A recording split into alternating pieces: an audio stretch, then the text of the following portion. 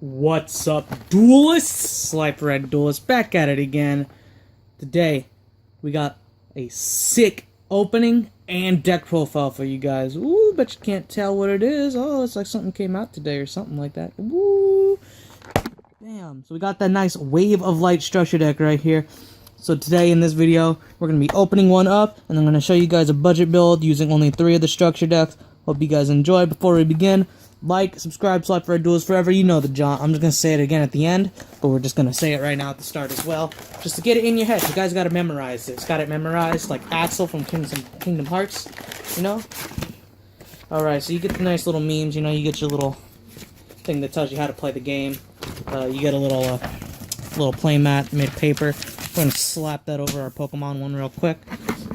You get a little bit of a beginner's guide, rulebook sort of meme. It doesn't actually tell you how to play the game. These things are worthless. And then we get into the deck. Bam, right here.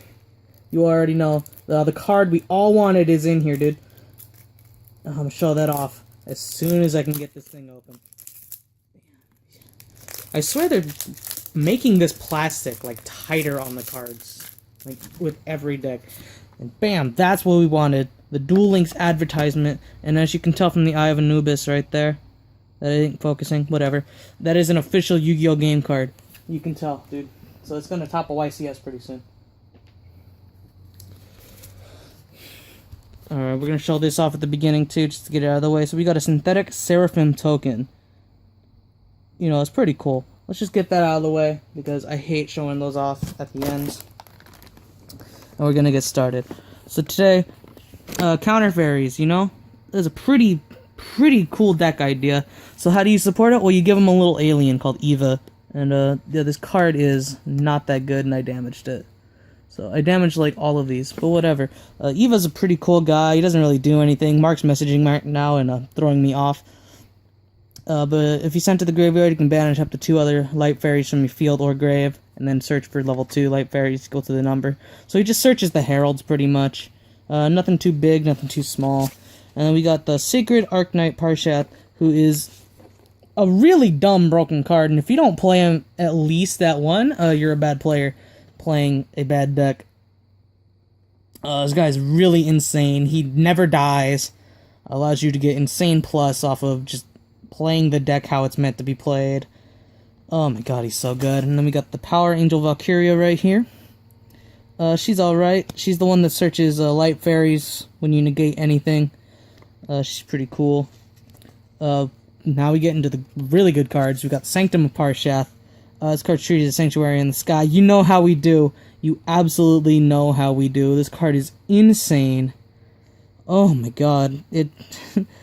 This is the one card that Counter Fairies needed, but it has one problem. I don't know if you can see it. The focus ain't that good. Oh, it's a continuous spell. If this was a field spell, this deck would be tier 0, dude. This would be Monarchs all over again. And then the last holo with the deck is Rebirth of Parshath, which is one of the best counter traps ever introduced into the game. Fuck who's asking. I apologize for my language. So now we're going to go through the rest of the deck pretty quick here, because only like 2 other new cards, I believe. So we got the Minerva, Scholar of the Sky. Each time a counter trap is activated, after it resolves, this card gains 500 attack, and if you do, if you have Sanctuary in the Sky on the field, which Sanctum of Parshath counts as, you add a counter trap from your deck to your hand with a different name. Or from your graveyard to your hand, sorry. I thought they were just that good. No, that's what the Parshath does.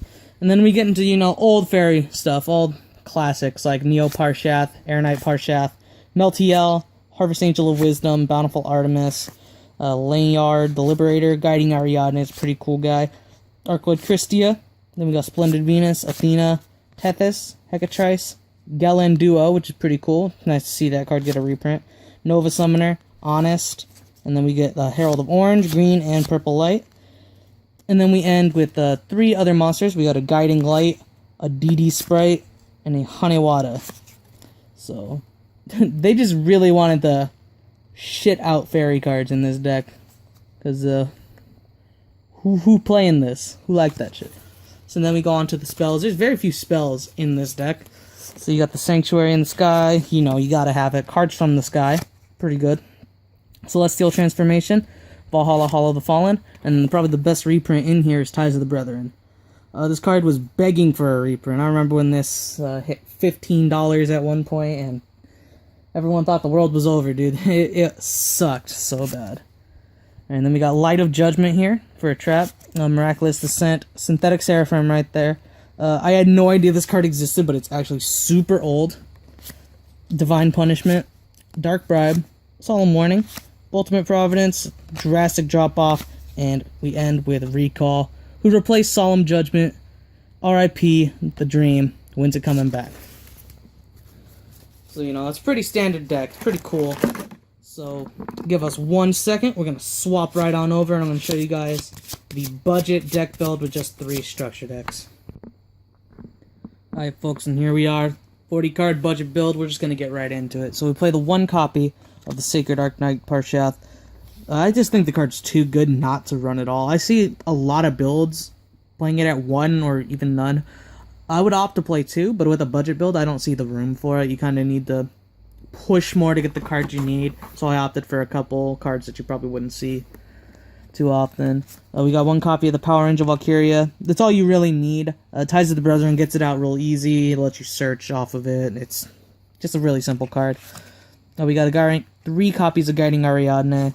You just don't want to pay anything to activate any of your cards, so it's a really good card. If it gets popped, you get to search for them. It's just really, really simple stuff.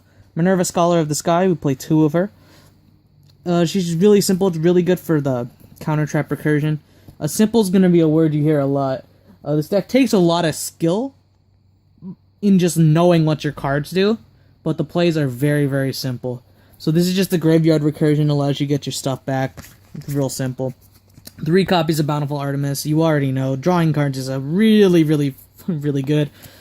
Especially in this day and age, you know. Bountiful Artemis just ties the deck together. 1 Meltiel, the Sage of the Sky. If you control Sanctuary in the Sky, it pops a card on the field, so it's a really simple power play to do. And you gain 1,000 life points each time a counter trap resolves. Played 2 copies of Honest, because all of these are light monsters, and light monsters like Honest. Honest is a pretty cool guy. I don't know why you would play this deck if you're not playing Honest. Your monsters are very, very, very weak, to be quite honest, fam. So Honest helps you just, you know, protect them in case shit happens. And then the last 2 monsters, I opt to play 2 copies of Herald of Orange Light. Occasionally, you will get cards stuck in your hand. Sacred Arknight Parshath can revive himself from grave. So you can discard him and Herald of Orange Light and negate a monster effect for pretty much free.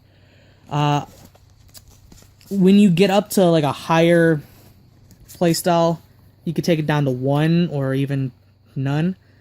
In the more competitive build that I plan on doing here pretty soon, I think I'm going to play 1. I haven't really worked out all the details yet, but I find 1 Herald of Orange Light is just safer, because you can keep the cards that you don't really want in your hand and discard them. So say you have an Artemis on field and you have 1 in hand, you can just discard the Artemis, get rid of it.